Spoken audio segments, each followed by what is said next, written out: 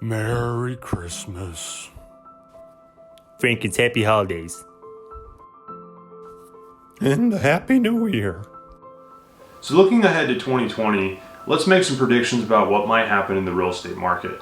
Now, nobody knows for sure, and again, these are just predictions, but one thing I'd like to do is take a look at the year in the past and see what's going on. So if we look at the fundamental economics, California has an unemployment rate right now of 3.9%, according to the Bureau of Labor Statistics, which is just a little bit higher than the national average of 3.5%. What's interesting though is that if you look at the county of Sacramento and its surrounding metro area, the unemployment rate here is only 3.1%. So this area is doing a little bit better than the rest of the state as a whole. And I think that that's going to come into play here in the spring when the market heats up and there are more buyers looking to buy. So a couple of other things that are happening I find interesting. One is that there are quite a few millennials that are looking to buy. So millennials last year in 2018, according to the National Association of Realtors, made up 37% of buyers. And I think that number is going to continue to grow as millennials graduate college, find jobs in today's economy, and continue to put more money away for savings. A lot of people, spread the stereotype that millennials prefer experiences over buying homes. And I think that to a point that is true. I can speak because I am a part of the millennial generation, but I think that there's also a missing piece of that story. And I think that's that millennials are actually more financially responsible than a lot of people give them credit for.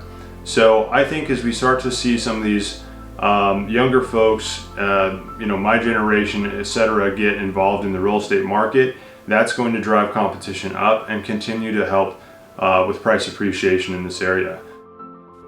Here we can see the national unemployment rate for the last 2 years,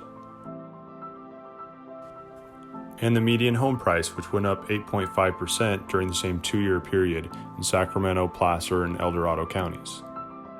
There's another interesting thing going on as well in Sacramento, and that is that we continue to have an influx of Bay Area residents that are leaving the Bay Area and other very expensive metro markets such as Southern California's markets and coming to Sacramento where we have quite a few jobs. I just talked about the unemployment rate being lower here. And so a part of that is that, well, yeah, you can find a good job here, but it's way more affordable than living in San Francisco, Oakland, Berkeley, Los Angeles, San Diego, Orange County. So many of the other big metro areas in the state are much more expensive than Sacramento. And so I think that's going to lead to a strong buyer's market in the spring, along with we have low rates, and people have been talking about rates going up for quite a while. And so I think that those two forces, or maybe three forces combined, will lead to a strong spring market for buyers. And what that means is it's going to be hot for sellers because there's not going to be enough inventory. You'll see right now throughout various parts of Sacramento to Folsom to Placer County, there's a lot of building going on as developers are trying to meet the demand. I still think that there's some pent-up demand, and if they're building in the right areas, I think those homes will sell. So that's my market outlook for 2020. But what do you think? If you have some certain comments or interesting insights, shoot me an email and I'd love to hear about it. Thanks for watching my videos, and I hope to see you in 2020.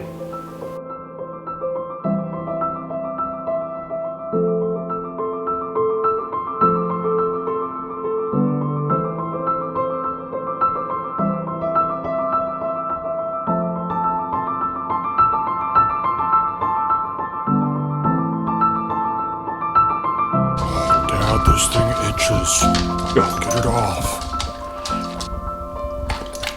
Can I have another? These are great. Guys, it's Christmas here. Oh, yeah. Well, yes.